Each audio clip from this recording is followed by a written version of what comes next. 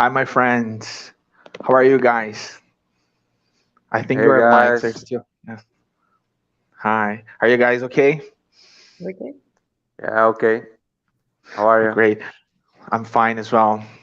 So, we're here today for our second day to study the book Paul and Stephen. We have loads of interesting things to talk about the book today, amazing teachings, a couple of harsh examples lived by the personages. Yes. And since we have loads of things to talk about, Nora will bring us some prayer before we start so we can focus, get more relaxed, get connected with spirituality. All right. Dear Mother, Father God, thank you once again for this beautiful evening gathering here tonight with beautiful friends and spiritual family. We want to ask for enlightenment, for discernment, and most importantly, that we grasp these lessons this evening to help us move forward, to change the world starting within and out.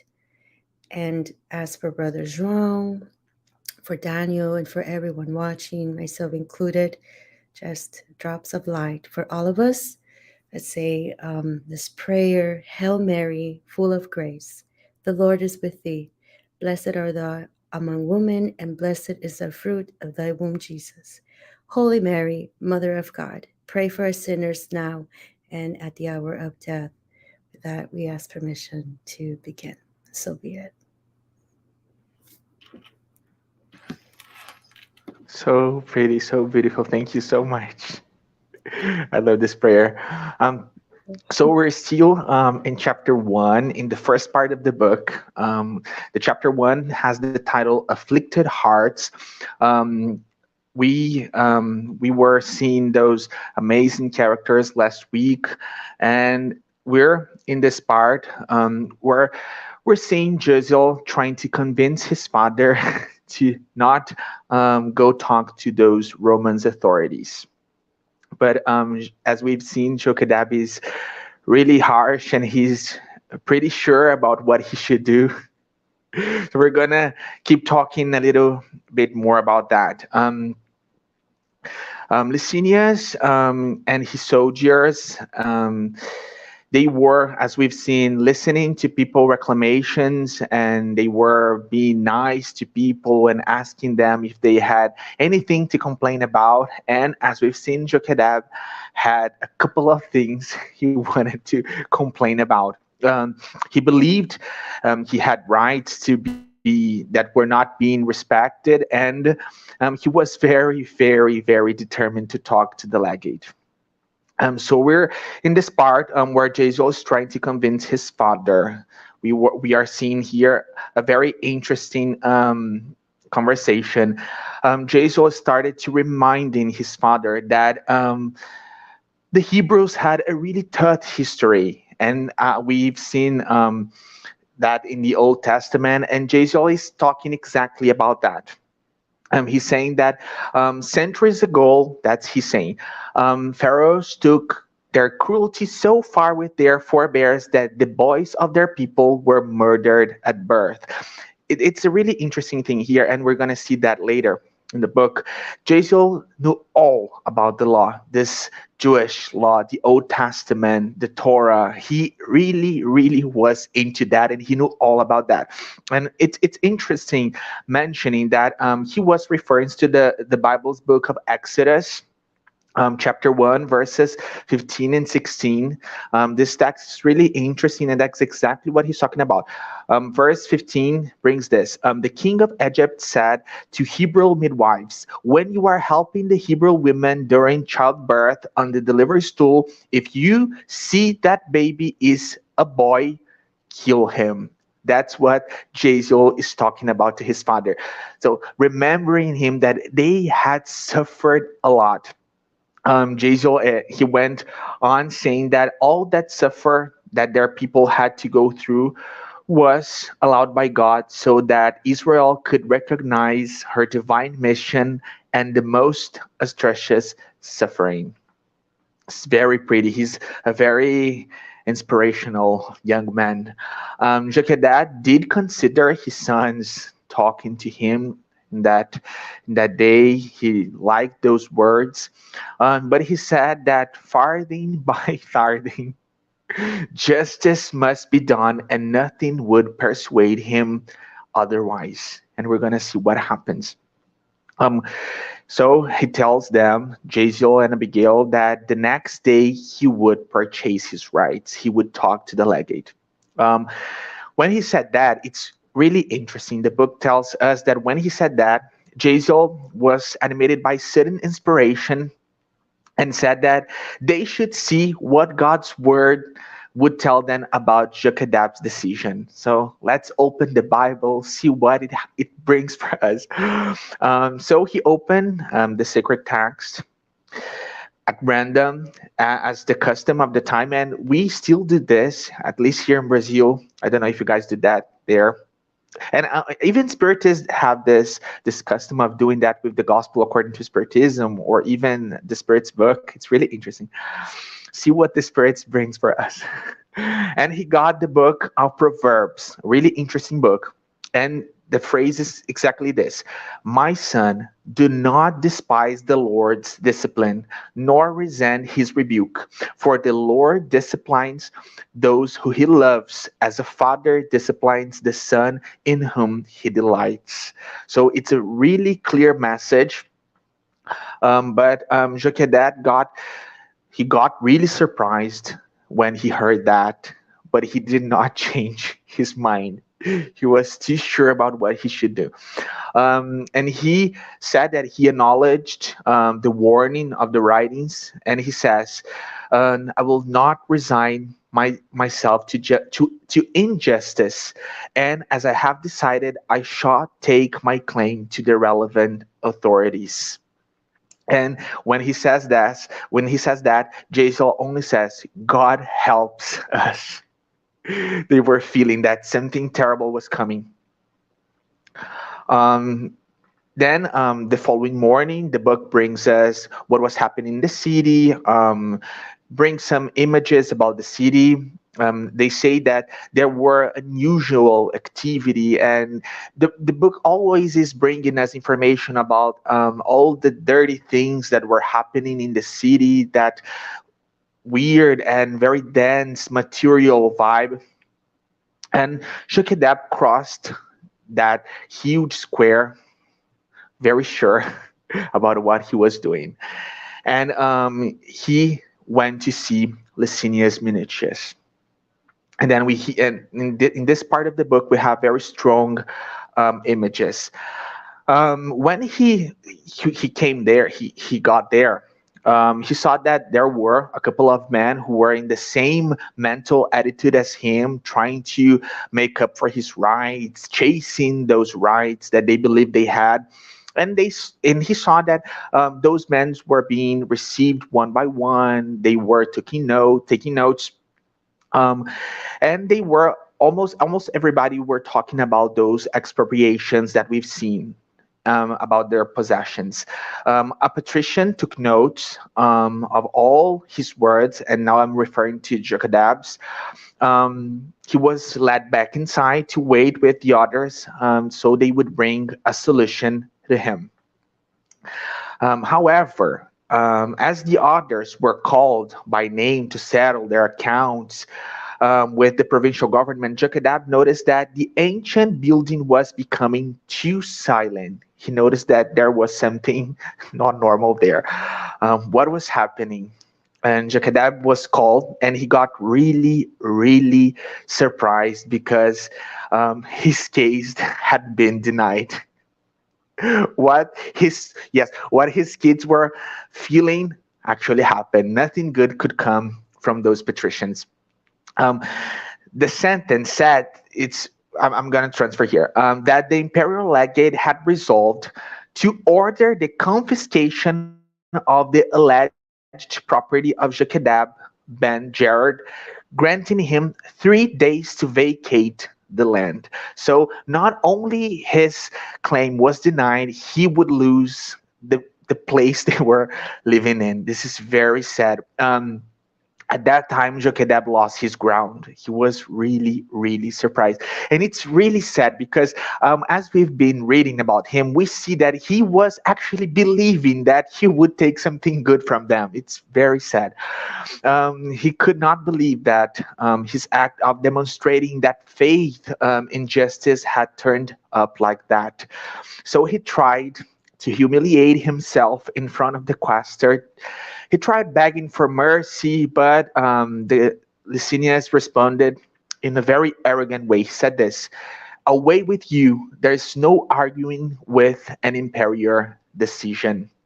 At this point, Shokadep lost his mind and he started raising his voice and trying to argue with them, questioning them, and he called them criminals. But when he lost his mind, he already remembered his children that were at home waiting for him. He got calmer and he tried again to humiliate himself, to beg for mercy, tell those authorities that he had two kids that were at home waiting for him, that needed him to take care of them. But there was no mercy. The legate was even colder. He ordered a soldier to remove Jokedab and give him 10 lashes. Very, very cruel. On his knees, and Jokedab endured his punishment. And when it was over, he got up and staggered to the sunny square under those large buildings, beautiful buildings. And he got mockery from everybody that had watched the scene. The book brings us the information that he never had felt such intense despair. This part is really, really sad of the book. When he looked the city, he felt like he was submerged in one of the most hateful swamps in the world, among the sins that the prophets of his people never tired condemning. Suddenly he again remember those kids, and this is really spiritual, and the spiritual plane calling those dear kids that he had, and felt profound sorrow that the verdict would cause them. He was very concerned about them. He remembered Jaziel trying to, not trying, begging him not to go, trying to convince him. Jaziel got at his knees trying to convince his father. And now the exhortation of the scriptures resounded more intensely. My son, as we've seen before, the text that they open in the Bible, my son, do not despise the Lord's discipline.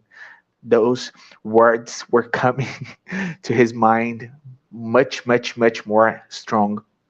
Unthinkable mental torment suffocated his soul. This is very sad. Dominated by bitter thoughts, he approached the beloved place where he had built his family nest.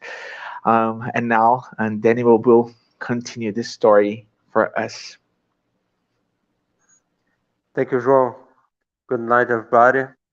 So we have to understand and always recall all the storyline of Jochebed. He lost his wife, he was arrested, and lost his properties to Licinius uh, years before. So Licinius comes back, and once more he is humiliated, he is deceived, and once more expropriated. And he heads back to his house, to his family, where he finds a place to put himself together, to feel stronger once more spiritually, psychologically. But he is also, and now we can understand uh, this bitterness that is troubling him. And he goes back to his house as he thinks about the divine laws and everything he has studied throughout his life. Um, and all he feels all that contradiction, he has he finds a way to excuse his acts, what he's up to at that moment. So next to his house, there's Licinius's property, and he has this clique, this terrible idea, and also the book describes at in a moment of weakness, he allows his mind to take place to terrible temptations. This is a part of him, but also spiritual influence, bad influence as well.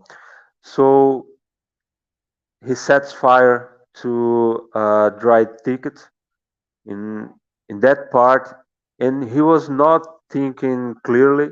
He was deeply troubled, angry, seeking for revenge. He wanted really to fight back, and he set fire to that thicket, thinking, "Oh, I'm gonna take give him some trouble to deal with. I'm gonna make him have some trouble to do to solve." But the fire goes spreading, goes on, getting stronger, getting bigger.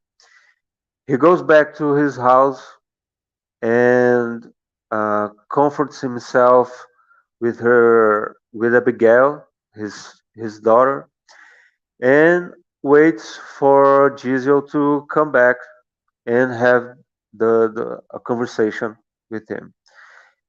He was willing to hide from his son and daughter everything he did, his bad decision, uh, and he starts to hear all the fire and all the problems the fire was causing. Thermal baths were along with the house of Licinius is damaged gets damaged with the fire, and many people start gather around to fight the fire, all that fire, including Giselle. So Giselle comes back to home with injured hands, all covered in dirty, in ashes, and immediately Jahadab sees the size, the gravity uh, of his actions. His decisions were tragic, and let me seek my notes. um, okay, so he can see Giselle in that state. He can no longer hide his guilt, so he reveals that Caesar's legate took what they had left instead of giving anything back. This sad part that João uh, just told us, he confessed to his son and daughter, and they clearly show a different level of comprehension, of understanding all the scriptures, the sacred scriptures, and they calm down his own father. He is with a heart so hurt, so revolted, so angry, and he finds Jesus and Abigail recalling another problem. It's oh, I'm sorry. Abigail and Jesus, they remember to their father, in order to calm him down, that God is the Father that always take care of the downtrodden of the earth. And this, imagine how deeply confused and ashamed Jahadab feels at that moment. And he has to confess one more thing. He cannot hide this one secret, this big secret. He's not only lost all that they had left, but set fire to Licinius' properties.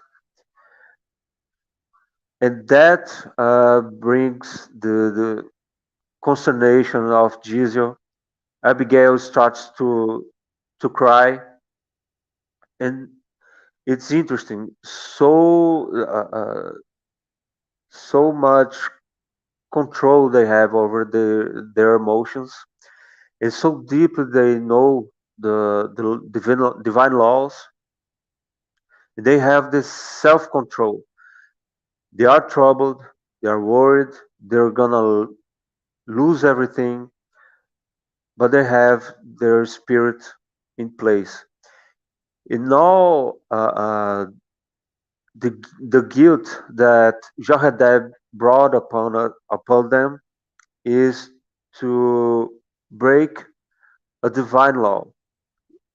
It's their true concern. He break the law.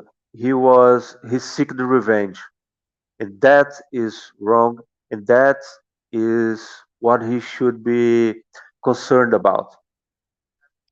So this they immediately think this is what brings us trouble, and we will have to go through harsh moments to compensate this bad action. Uh,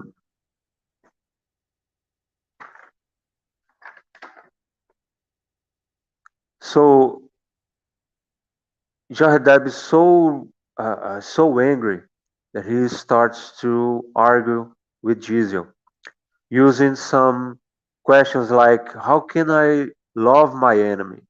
How can I love such a bad man as this Roman question?"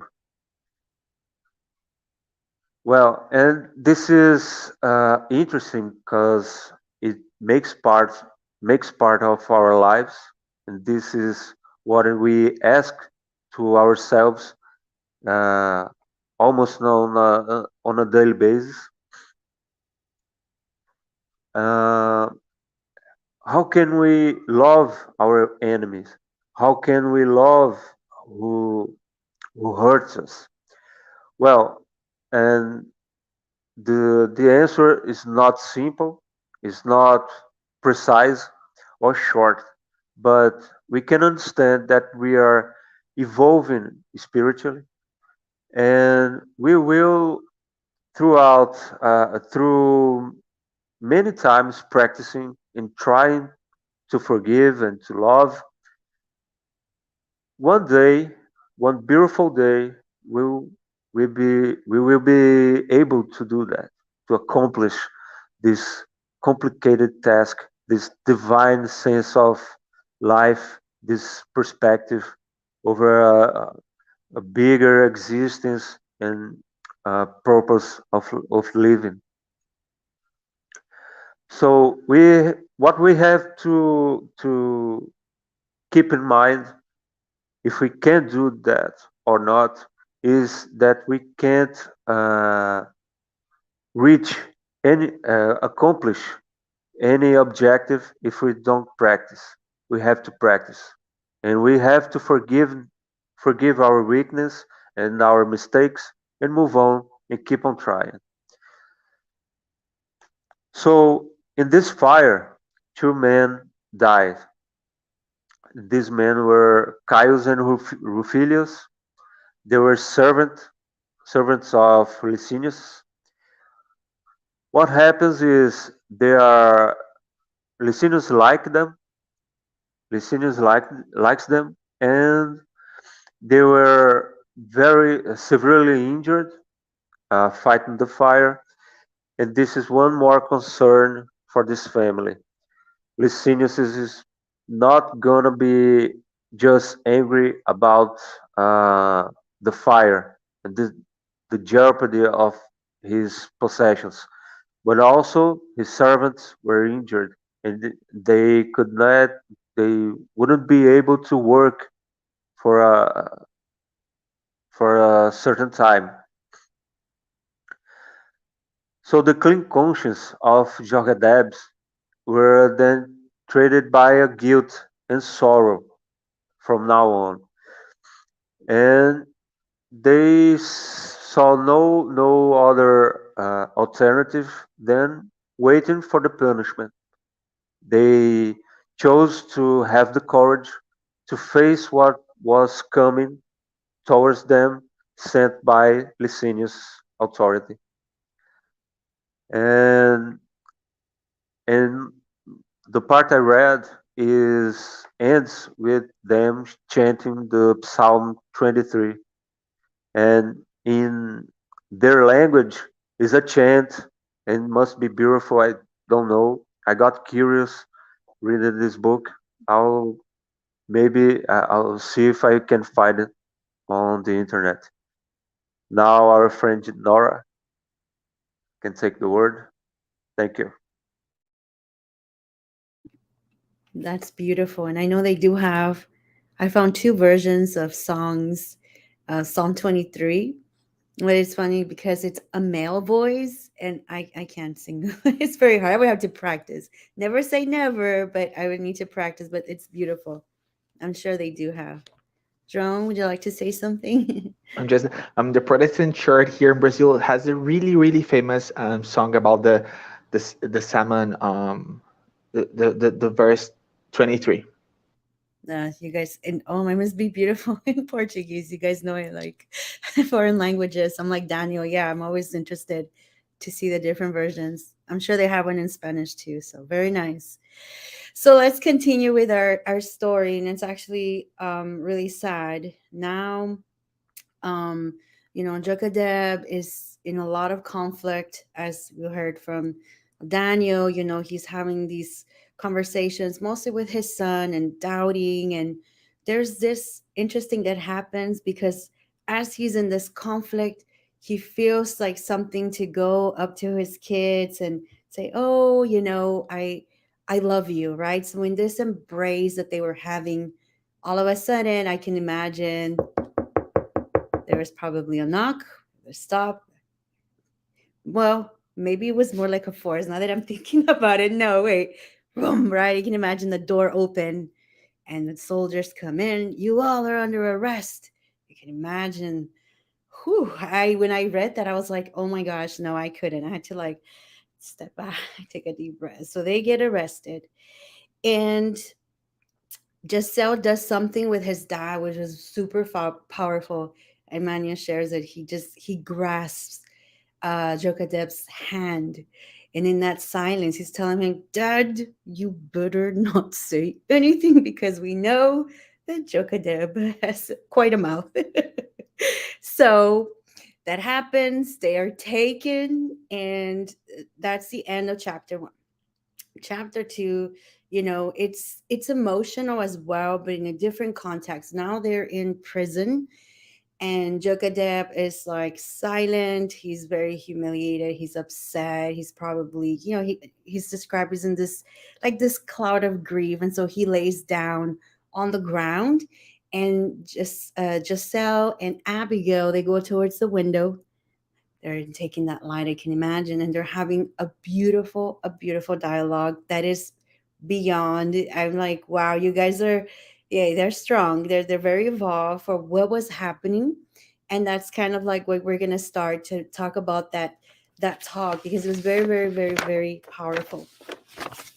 And just to, because I was thinking about their age, Abigail is a little bit younger, so I can see a little bit of that little age gap. And Giselle is the older brother, so you still see that he's taking that role, but they're pretty much on par, I think, as far as the faith.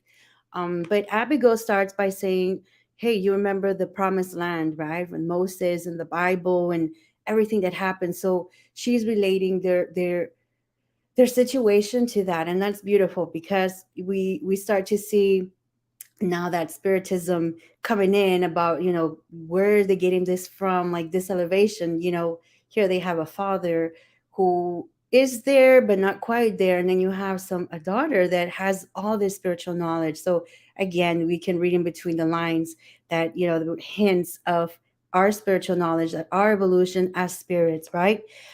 She also brings up the mom and how she had a way to convince them, and she's like, man, if my mom was here, dad wouldn't be like this. But I'm still not mad at dad. And then she kind of starts to think like, oh my gosh, if I was back home, I wish I could have helped my neighbors, and I didn't quite get a chance because we didn't have the means to do that. And then she talks, okay, no. And there's a reason. I just love her little, she's just going through the emotions, and she goes and says, okay, no, there has to be a purpose for this imprisonment. It's a beautiful thing, right? And then she asks her brother, why are we going through this? Why are we persecuted? What is happening, right? And then finally, you can tell that when as she's having this dialogue, she does have some fear, says, oh my gosh, just so something happens to you, like what's next, and then of course it ends with her dialogue is in love. She's always in this love. So love, that this idea of her feeling all the emotions, I think is beautiful, because even through all of that, it's very elevated, I think, compared to a lot of 18-year-olds. She's about 18. I'm like, wow, that's nice, right?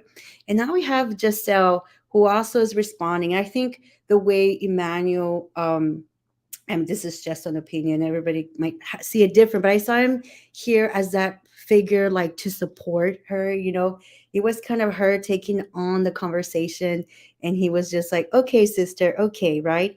So he also was affirming, you know what? There's a purpose for this. There's precision in us being captive right now. What's the aim at the end, right? Which was beyond. He's also remembering their mother's heartfelt vibrations. But what was interesting is that he not only knew about the memories, but he felt her around her, which again, that spiritual component, right?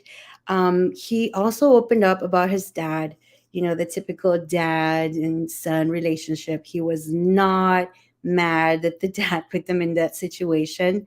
Um, he listened to his sister.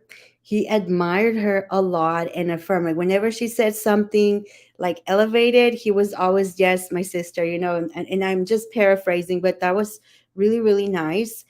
And he actually answers Abigail's question, which is good. This is good. Just him taking that lead. And the question was, why does this happen to us, to the children of God, right? To his people. And, to paraphrase, he says, it's because,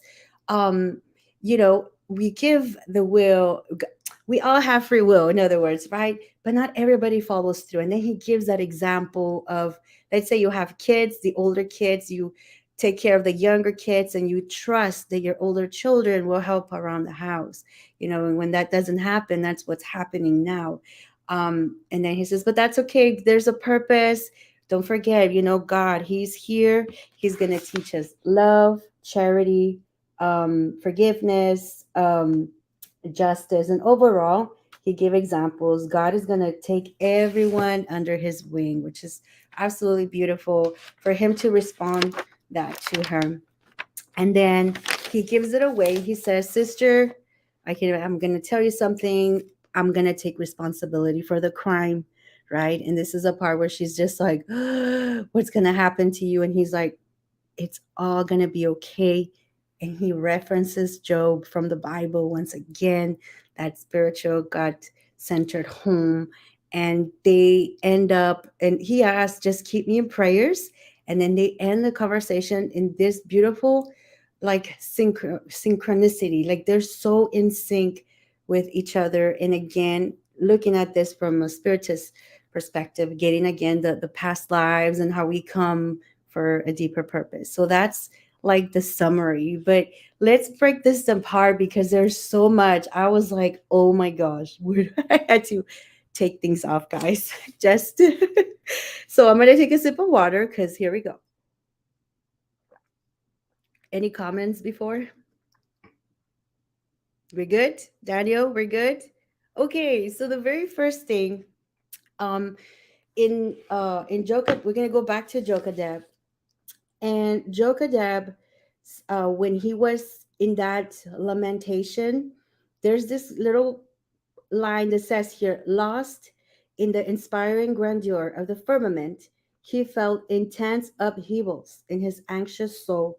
A profound tenderness made him get up and longing to show his children how much he loved them. And then as soon as he does this, they get take him, right? The soldiers come in and take them prisoners. And we have to stop and think, like, there it is, right? As I know Daniel has said, the influence of spirits. This is a good spirit. It could be the mom. Like I said, I'm reading the book with you guys, so I'm not too sure, but at least it's a protector spirit. And this is the stuff that happens. And I know in the spirits book, in question 124, right? The question was, do the warnings of protector spirits conduct as their sole objective regarding our conduct or everything, like our private life? And then the spirits answer everything, right? Protector spirits seek to enable us to live in the best possible way. But sometimes we shut our ears and they're good warnings and we make ourselves unhappy when we don't do this, right? And there's and it says here, one minute, the way that the protector spirits, this is Kardec's comments after the spirits, our protector spirits help us with their counsels through the voice of conscience, right? Which they make they make resound in our inner being. So they're like, ah, right? They're inside our heads. We're still like, and we can see this in Jokadev, right? Because he had a lot of warnings from the Bible when he opens it. So there it is, right? But for some reason, this one, he did it. It was so strong that he went ahead and listened to that voice. So that was beautiful. The next thing that happens is that house. What does that symbolize, right? And Emmanuel makes it a point to describe this beautifully, where it says here, Jokadeb glanced at his flower bed and in his beloved trees next to this little house where he had woven all the dreams and hopes of his life. We know from the beginning of the book, with everything from João, when he described that he went back to the court despite having everything, and then with Daniel's addition, what ends up happening? Jokadeb wants his land back. So he's thinking a house, it's the land, it's the physical, it's the material. But when it comes to everything, when everything was stripped down from him, I think there was like a little part of him was like, my dreams, my family, and everything.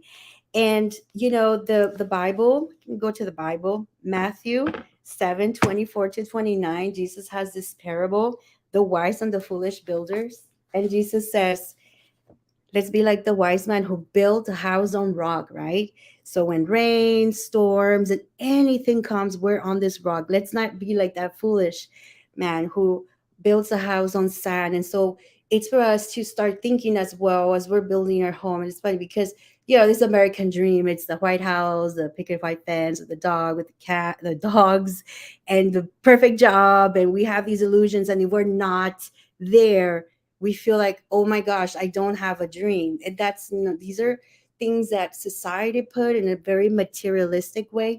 Because when we think about it, we can have homes that are in apartments with a balcony. She could be two moms, it could be two dads, it could be a single mom, a dad, a grandma, kids of different, adopted, and so many ways. But when we think about a family, that family unit, that home is made from the heart, which I think Giselle was trying to tell the dad, look, we're going to go, if we need to move, we'll take off, we'll go to this other place, and it's going to be okay because we're the family, right? Those values that Jesus was telling us, that foundation, that rocks. I thought, dude, that's a beautiful way for us to learn about the symbolism of that house, which is powerful.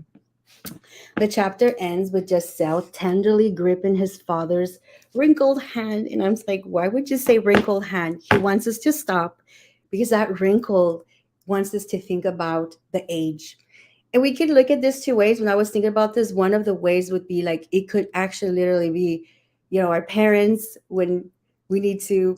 Yeah, when I was young, I saw my parents strong, and now that they're a little older, I look at them like, wow. I feel like sometimes at one point the roles are going to start to change, right? So this could also be the reminder to be like Giselle, to be, cautious. Just check up on her parents. It doesn't have to be like physical. It is more just checking up, being there for them emotionally and stuff like that. But it could also be from a sense of symbolizing, because usually parents would take that role of the protectors and the children are protected. But in this sense, the roles were inverted. So it means that sometimes it's okay for us to receive the help. It's okay if maybe we even have a friend or a child who is a little bit there for us, to be humble enough to take that, and it's okay to accept the help. So that was one of the things.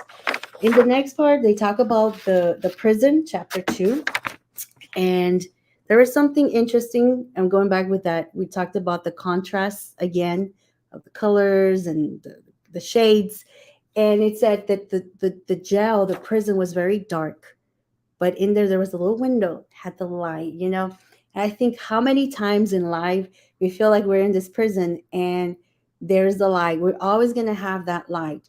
They could have chosen any cell, but this family was placed where light's coming in. So there's a mercy. But if we were to even look at them even further, Jokadeb decides to lay down on the ground. He did not even think of the light. He's like, I'm gonna be like in my grief, right? And you have Giselle and Abigail who go to the window to get that light. And that's where we have that dialogue, right? That's where they're looking. How many times we have a situation, we want to be like Joka Deb. I'm there, like I'm like the first one. It's so hard, right? But we have to try to push ourselves, even though it's very difficult because this family is going through a hardship. Could we be like Giselle and Abigail, see the light, and it was just very powerful. There's in the Bible, since we go back to the Bible constantly, Jesus gave another parable of the salt and the light, right? And he says, you are the light of the world. A city on a hill cannot be hidden. And so don't put your light, your lamp under, put it where everyone can see. And I think, and he says here, let your light shine. So that's what they were doing. They were letting that light shine. And we need to find it in ourselves to let our light shine no matter where we find ourselves. Let's go to that window. So that was beautiful. The next thing, I'm going to quote Maya Angelou. She has this beautiful phrase that says, I've learned that people will forget what you said, people will forget what you did, but people will never forget how you make them feel. I think that's their mom. And Abigail actually describes the mom, right, in detail. And she says, we don't have the power of persuasion that she had. She always had a way of caring, always enlightening our home.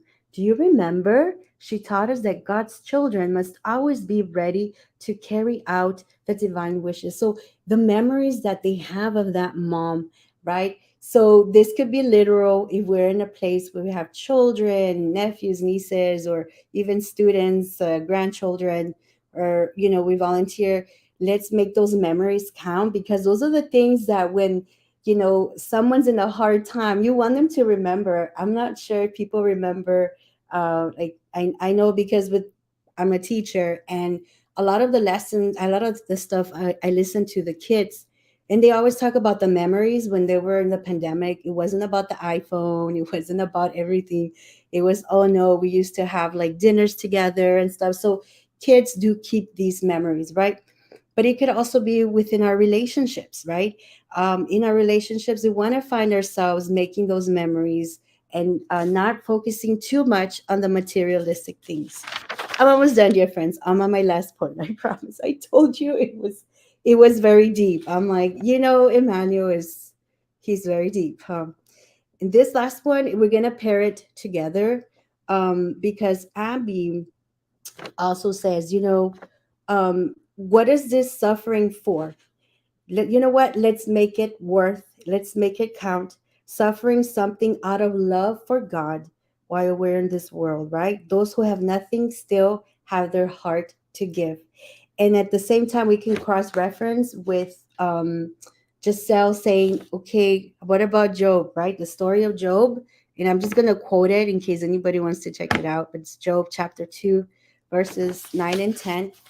And Job, his wife, after Job loses everything, the wife comes and says, are you still holding onto your integrity? Curse God and die. And then Job's like, you're talking foolishly, woman. Shall we accept good from God and not the trouble? And you know what? This pays off because if we know the story, I mean, Job had to overcome a lot of things. I mean, stuff on his skin, all his friends left him. I mean, he was really deserted, and even spiritually, he had a lot of discourses with God.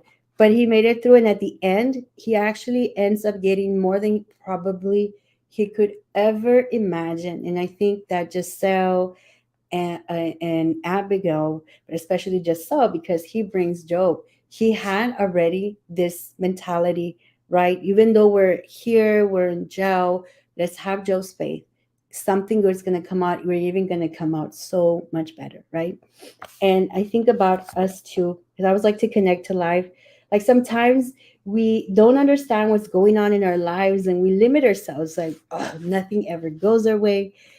But I think it's our perception, because think about it, when we're on the ground, we see around ourselves. But if we were to elevate, like let's say I live on the third floor, so when I walk with my dog I see something, but when I'm on the third floor on the balcony, like I see so much more, right?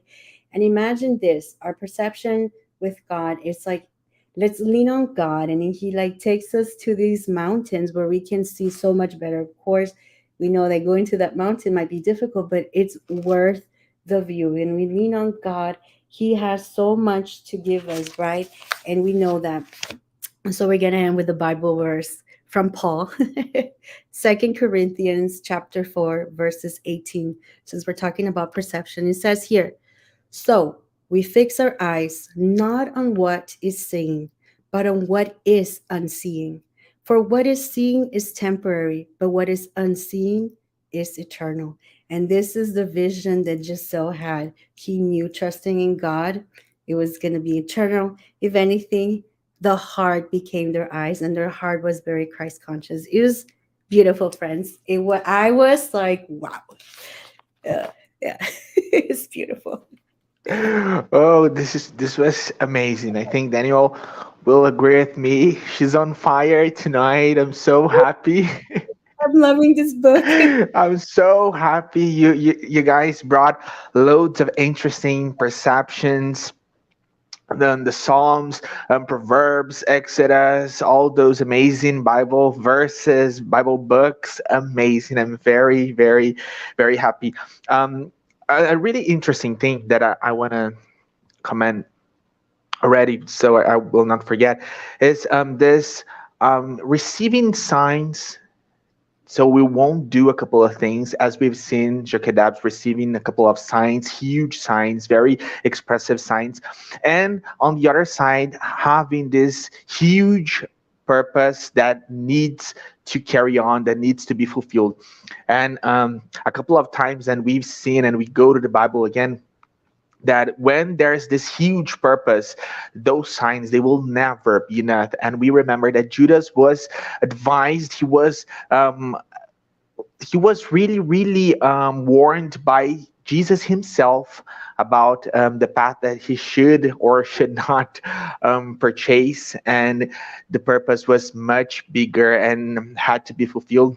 And as we keep on going with the book, we're gonna see that in their lives, Jazel, Jacadabs, Abigail, the purpose is huge. That's why those signs, they were not enough. They were meant to not be enough. Daniel, do you want to say something, bro? Well, we can just the part that Nora talked about family, right? The family is not the house.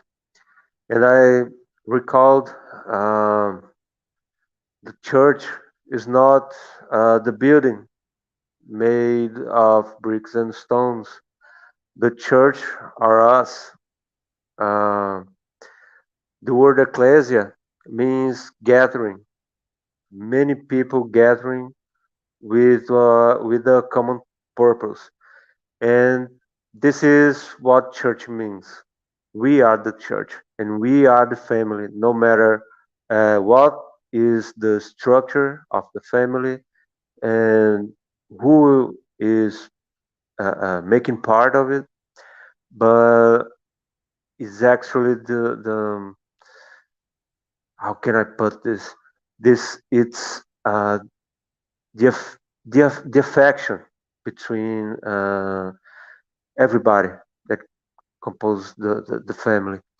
It's the feeling. It's what's in their hearts that will uh, structure the family. And so the church, and also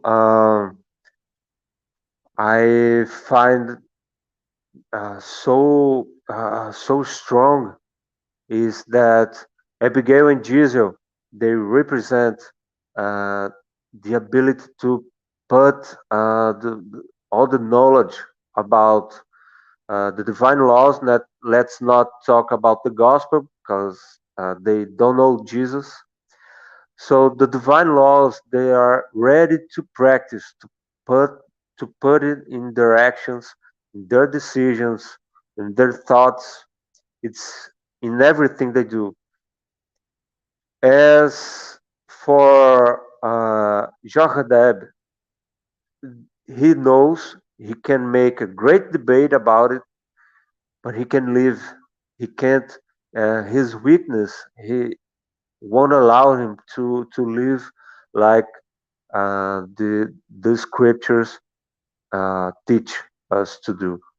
So this is very important for us to point out. I'm glad, very glad, this part is so instructive for us all. But even Yes, it really was. sorry. So sorry, dear. You can say, go I ahead. cannot believe No, no, that much. I finished. I finished. That's funny. I was say, after all that talking, I can still go on for. Oh my god, I'm so sorry, but I did want to say something because of Jokadev, his role. Because even though he represents that dark figure, darkness is opportunities for light, and we can't wait to see Jokadev evolve. I guess to use that word, taking away all that. That's I want to say sorry. No. I think that a really interesting perspective here is us thinking what this sentiment of vengeance brought him and where they could be if he hadn't purchased that, right?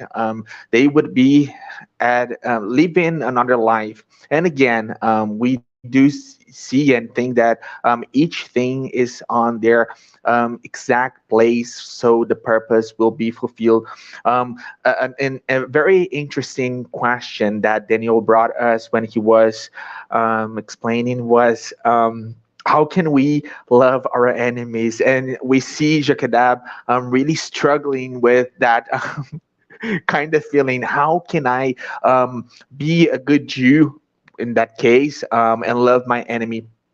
I think that, and we've talked about that already, but I do think that loving is not about liking or being friendly with one another, but actually humanizing one another and admitting that person as a human being who wants to be respected, loved, and fighting as you would fight for your own dignity. If he had at least thought like that, the result would be much, much different. Another really interesting thing is that the book brings us, and Nora talked about that, the big, this beautiful example of Job. It's really interesting because when we think about a man with that amount of faith, resignation, and we're talking about the Old Testament. Jesus wasn't here yet. We hadn't heard of this amazing Christ that we have, and we have a man with that amount of faith and resignation, and admitting this huge and powerful God in his life that he would fight for and he would love till the very, very, very last day of his life. It's really interesting. And I do think that's why Kardec brings him in the gospel according to the Spiritism, um, because he is this really, really important example for us. And seen that those Christians would refer to this amazing example of Christ in the Old Testament, it really connects. It really makes sense. It's very, very pretty. Do you guys want to say something else? We're reaching our time here. Norah, Daniel? I just want to say thank you. Really enjoying it. Yes, it's really interesting. I'm gonna just say it one more time.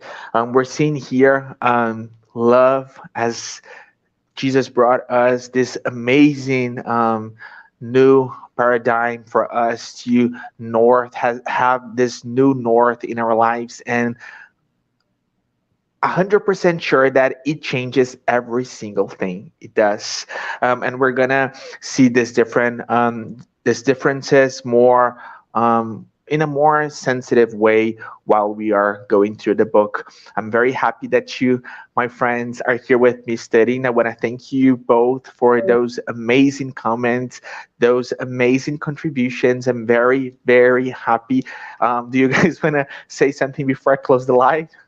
You want to say hello to our friends? Oh, okay. I always forget this. Let me see the comments here. Where do I? Okay. Our great friend Anna, Daniel's wife, she's here with us. Hi, my dear friend. Wauzinha, where are you from? Me and Daniel, we're from Brazil, and Norah is from United States of America. Yeah, Anna has answered her. Another friend here is Slovak, is with us, And I saw posting Vanessa a heart.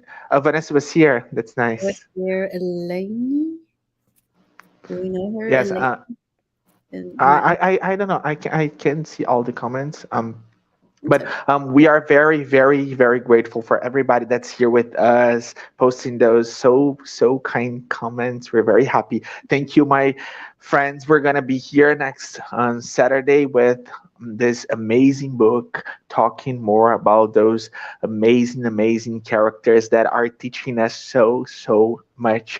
Thank you guys so much. I'm gonna close the live here, but it's gonna be saved on Kardec Radio's Facebook page, on Kardec Radio's YouTube channel, Continuum Espírita YouTube channel, Sertão Espírita YouTube channel, So Espírita, our friend Rafael YouTube channel as well. So you guys can watch it later. Thank you guys so much. See you next week. Thank you, guys. Good night. Thanks, guys. Bye.